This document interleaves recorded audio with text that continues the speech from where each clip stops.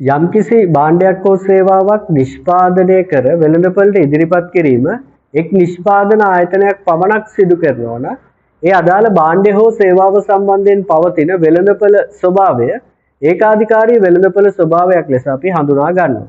යම්කිසි භාණ්ඩයක් නිෂ්පාදනය කරලා වෙළඳපළට ඉදිරිපත් කරන්නේ එක නිෂ්පාදකයෙක් නම් යන්නේ අදාළ භාණ්ඩය හෝ සේවාව සම්බන්ධයෙන් පවතින වෙළඳපළ ස්වභාවය අපි ඒකාධිකාරී වෙළඳපළ ස්වභාවයක් ලෙස හඳුනා ගන්නවා. උදාහරණ විදිහට අපිට හඳුනා ගන්න පුළුවන් විදුලි බල මණ්ඩලය එයාලා විතරයි විදුලිය සැපයීම සිද්ධ කරන්නේ.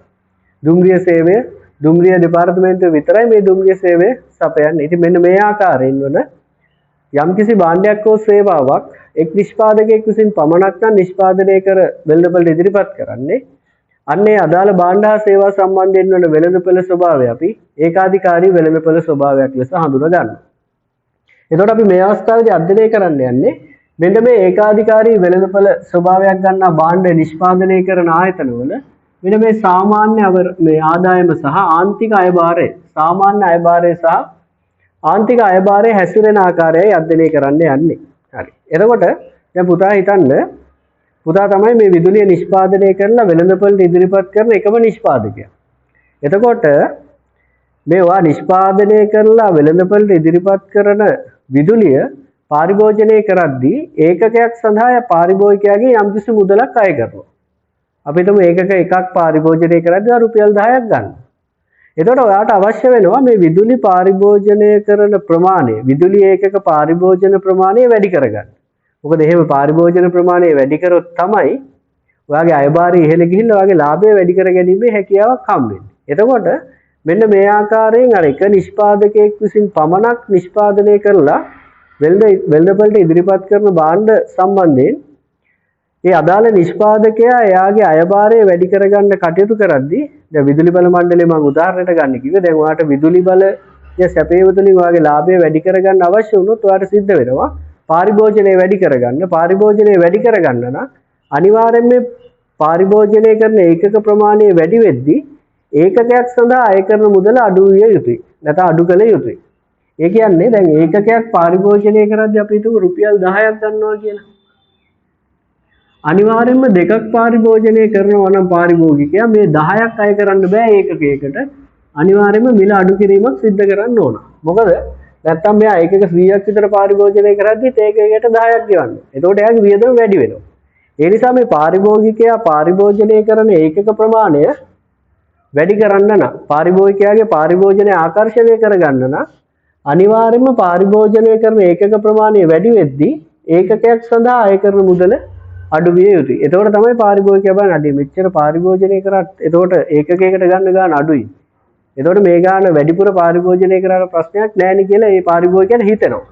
එතකොට මෙන්න මෙහෙම ඒකාධිකාරී වෙළඳපළ ස්වභාවයක් ගන්නා භාණ්ඩ සම්බන්ධයෙන් පාරිභෝජනය වැඩි කිරීම සඳහා කටයුතු කරද්දී අදාළ නිෂ්පාදකයා එයාට ගත හැකි ක්‍රියාමාර්ගය තමයි මෙන්න මේ පාරිභෝජනය කරන ඒකක ප්‍රමාණය වැඩි කරද්දී ඒකකයක් සඳහා අය කරන මුදල අඩු කළ යුතුයි.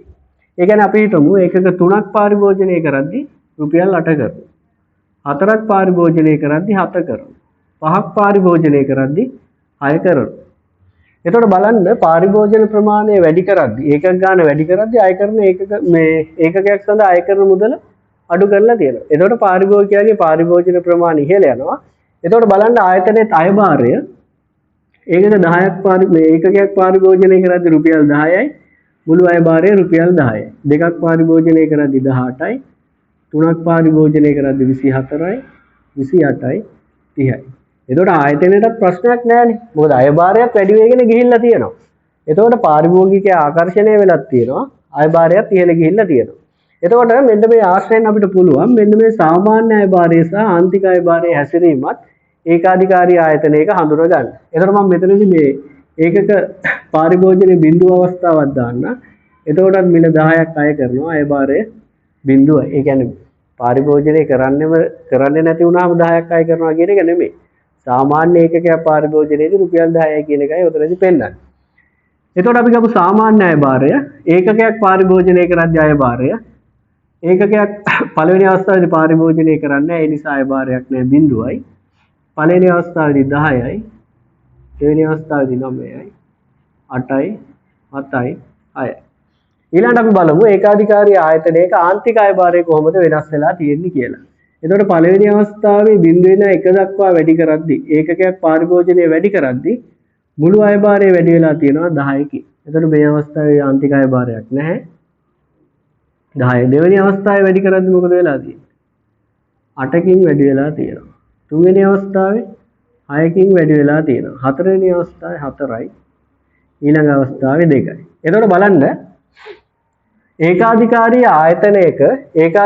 ආයතනයක මෙන්න මේ සාමාන්‍ය අයභාරයට වඩා ආන්තික අයභාරය සෑම අවස්ථාවකදීම 15ක් ගන්නවා.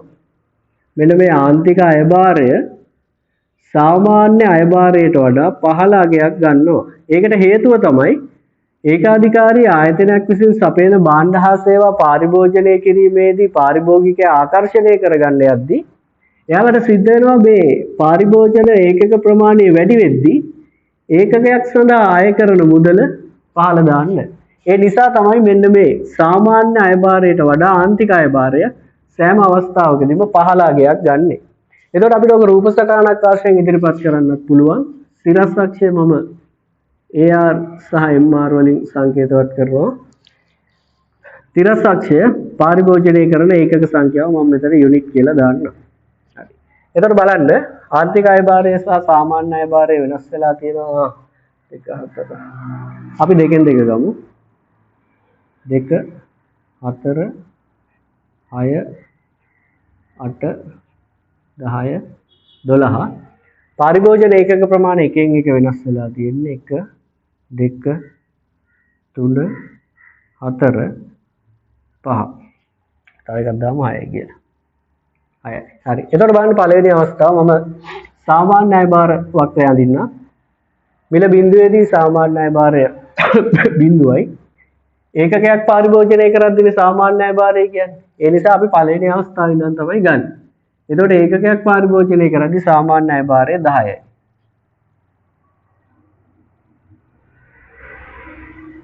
ඒකක දෙකක් පරිභෝජනය කරද්දී 9යි.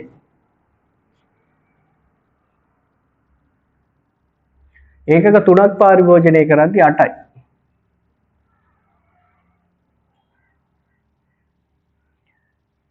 ඒකක හතරක් පරිභෝජනය කරද්දී 7යි. ඒකක පහක් පරිභෝජනය කරද්දී 6යි. හරි. එතකොට සාමාන්‍ය අයභාර වක්‍රය මෙන්න මේ විදිහට එනවා. AR වක්‍රය. හරි. අපි දැන් බලමු ආන්තික අයභාර වක්‍රය ලකුණු කරලා. එකේදී 10යි. එකේදී 10යි. දෙකේදී 8යි. තුනේදී 6යි. හතරේදී 4යි. පහේදී 2යි. හරි. එතකොට බලන්න මෙන්න මේ ආන්තික අයභාර වක්‍රය මෙන්න මේ විදිහට එනවා. හරි. එතකොට බලන්න දැන් ඒකාධිකාරී ආයතනයක් එයාලගේ අර නිෂ්පාදන පරිභෝජන ප්‍රමාණය නිෂ්පාදන නැත්තම් එයාලා විසින් නිෂ්පාදනය කරලා ඉදිරිපත් කරන භාණ්ඩය හෝ සේවාව පරිභෝජනය කරන ප්‍රමාණය වැඩි කරන්න කටයුතු කරද්දී ඒකකයක් සඳහා අය කරන මුදල ගාස්තුව පහළ දැමීම නිසා සාමාන්‍ය අයභාරයට වඩා ආන්තික අයභාරය මුළු අයභාරයට අලුතෙන් එකතු වන ආදායම් ප්‍රමාණය 15ක් ගන්නවා. ඒ කියන්නේ ආන්තික අයභාරය අඩුයි සාමාන්‍ය අයභාරයට වඩා. ඒක තමයි මේ ඉදිරිපත් කරලා තියෙන්නේ. ආන්තික අයභාරයක අවුටින් යනවා. සාමාන්‍ය අයභාරයක අවුටින් යනවා. ආන්තික අයභාර රේඛාව පහළින් ගමන් කරනවා.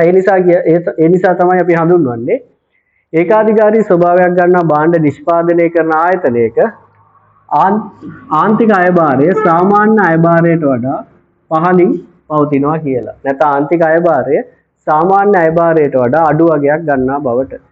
මේක වෙන විදිය තමයි පැහැදිලි කරේ. ඒ නිසා මේ වෙන විදිය චුට්ටක් අවබෝධයක් හරියට ලබා ගන්න.